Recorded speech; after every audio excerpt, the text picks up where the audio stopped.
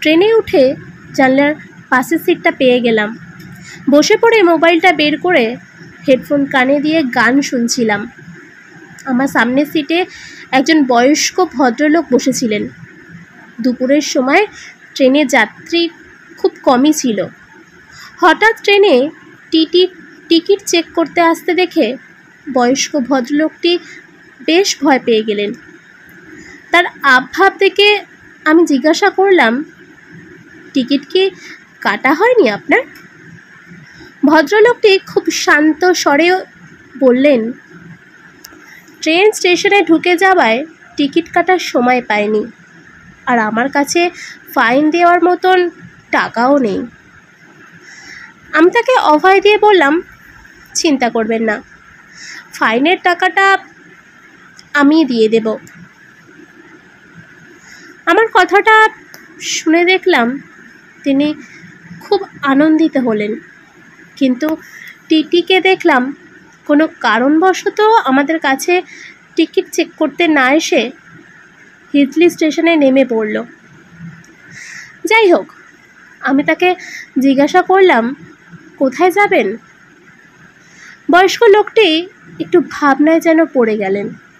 তারপর বললেন, হাওড়ায় যাব ভেবেছিলাম, কিন্তু এবার ভাবছি বাঁকুড়া যাব। তার কথা শুনে আমি একটু অবাক হলাম।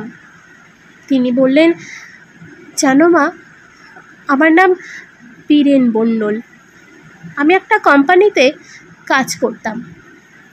2 ছেলে আর 1 মেয়ে রেখে আমার স্ত্রী মারা যায়, আর বিয়ে করিনি এই ভয়ে যে সতীন মা এসে আমার বাচ্চাদের উপর অত্যাচার করতে পারে। বাবা হয়েও আমি তাদের মায়ের মতন খুব আদর যত্ন দিয়ে বড় করেছিলাম। যা টাকা রোজগার করতাম ছেলে দুটোর পড়াশোনার পিছনেই খরচ করে ফেলতাম। বড় ছেলে এখন স্কুল মাস্টার, আর ছোট ছেলে ইঞ্জিনিয়ার। মেয়েটাও আমার পড়াশোনায় অনেক ভালো ছিল, কিন্তু 3 জনের পড়ার খরচ চালাতে পারছিলাম না। তাই মেয়েকে উচ্চ মাধ্যমিক পাস করিয়ে বিয়ে দিয়ে দিলাম। বড় ছেলে দাঁতনে থাকে, আর ছোট ছেলে হাওড়াতে। আমি বললাম, তাহলে আপনি ছোট ছেলের কাছে যাবেন? কথাটা শুনে তিনি করুণ স্বরে বললেন, 2 ছেলেই বিবাহিত, তাদের ছেলে মেয়ে নিয়ে থাকে। আমাকে তারা ভাগ করে নিয়েছে। আমি অবাক হয়ে জিজ্ঞাসা করলাম, ভাগ করে নিয়েছে মানে? মাসে 15টা দিন বড় ছেলে আর 15 দিন ছোট ছেলের বাড়িতে থাকি। তারা ভাগ করে এই বৃদ্ধ বাবার প্রতি ছেলে হওয়ার দায়িত্ব পালন করেছে।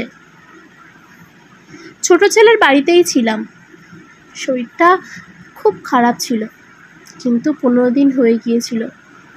বৌমাকে বললাম একদিন পরে যাব, কিন্তু বৌমা শুনল না, চলে যেতে বলল বড় ছেলের বাড়িতে। তা না হলে আর খাবার মিলবে না। অসুস্থ শরীর নিয়েই আমি বড় ছেলের বাড়িতে এসে দেখি দরজায় তালা মারা। তারা জানে আমি আসব, তবুও কোথাও বেড়াতে চলে গিয়েছে পরিবার নিয়ে। আসলে তারা কেউ এই অসুস্থ বুড়োটার দেখভাল করার দায়িত্ব নিতে চায় না। কথাগুলো বলতে বলতে বীরেনবাবুর চোখ দিয়ে জল গড়িয়ে পড়ছিল। আমি তাকে সান্ত্বনা দেওয়ার ভাষা খুঁজে পাচ্ছিলাম না। তিনি কাঁদতে কাঁদতে দুঃখ প্রকাশ করে বললেন, ছেলে দুটোর পরিবর্তে মেয়েটাকে যদি উচ্চশিক্ষায় শিক্ষিত করতাম তাহলে খুব ভালো হতো। মেয়ে বাঁকুড়াতেই থাকে, জামাইয়ের একটা ভুসিমাল দোকান আছে। আর্থিক অবস্থা খুব একটা ভালো নয়। মেয়ে আমার অঙ্গনওয়াড়িতে একটা কাজ করে।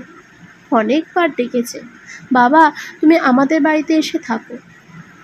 ছেলে থাকতে মেয়ের বাড়িতে গিয়ে থাকা সমাজ ভালো চোখে দেখে না। তবুও মেয়ের বাড়িতেই যাব ভাবছি। আমার কাছে ভালো খাবার খাওয়া দাওয়ার চেয়ে একটু ভালোবাসাই অনেক বেশি মূল্যবান। মেয়ের কাছে গিয়ে তার কাছে ক্ষমা চাইব প্রথমে, তার ভাইদের পড়াশোনার খরচ চালানোর জন্য। তার পড়াশুনো বন্ধ করে দিয়ে তার জীবনের স্বপ্নগুলো ধ্বংস করে দিয়েছি। তখন ভাবতাম মেয়েরা তো বিয়ে হয়ে শ্বশুরবাড়ি চলে যাবে, বুড়ো বয়সে দেখাশোনা তো ছেলেরাই করবে। তাই মেয়েকে আর পড়ালাম না, তার স্বপ্নগুলো ধ্বংস করে দিয়েছিলাম।